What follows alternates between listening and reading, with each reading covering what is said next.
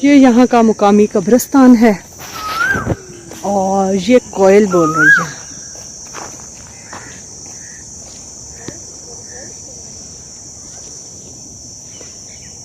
ये देखिए,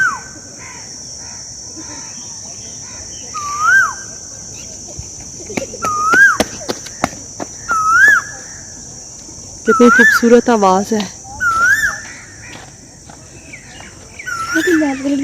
पीछे पड़ गई।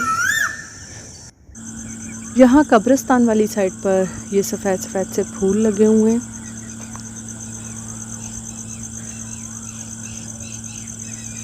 बहुत सारे फूल हैं कब्रों के इर्द गिर्द। अल्लाह ताला इनकी मग़फ़िरत फ़रमाए जो कब्रों में मौजूद हैं, पता नहीं कब से यहाँ हैं।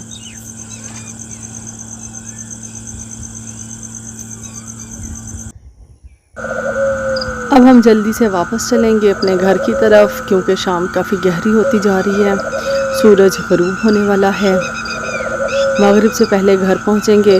गांव है, लोग जल्दी सो जाते हैं, इसलिए हम भी वापसी के सफ़र पे चल पड़े। रास्ते में बस सूरज की एक दो तस्वीरें ली। देखें कितना खूबसूरत मंज़र है। सूरज ग़रूब होने का मंज़र हमेशा से उदास कर देने वाला होता है। बड़ा सुकूत है और ऐसे खेत खलियान साकत पड़े हैं और सूरज अपनी मंजिल की तरफ जा रहा है।